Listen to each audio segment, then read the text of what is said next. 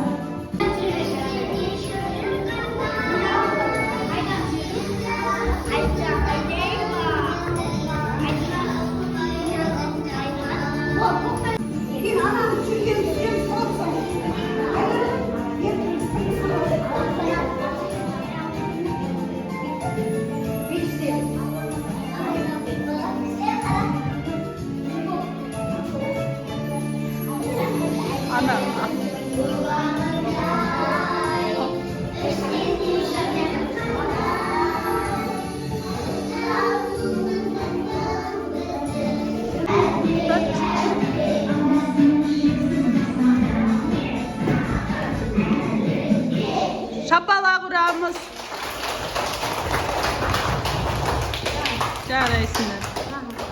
Аңыз ертек әндірдім, бәрін ойға құйғыздым, санамызға семірдің, бар асауды сыйғыздың, жақтық білім сұрағым, рахмет саған мұғалім.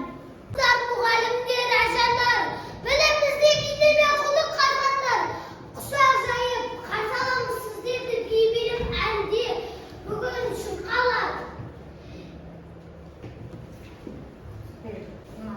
Yine o yetişkin ağabey akımda ağızda rastımda ağızda adına болашаққа жол бастар.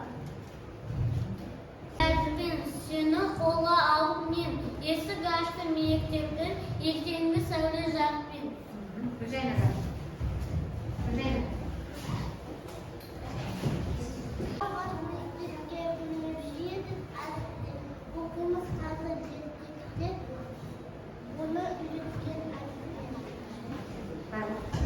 Қараңшы бойымызға, орта күнге ойымызға. Қош келдіңіз ұстаздар, ата-аналар, әліппемен қошыты тойымызға.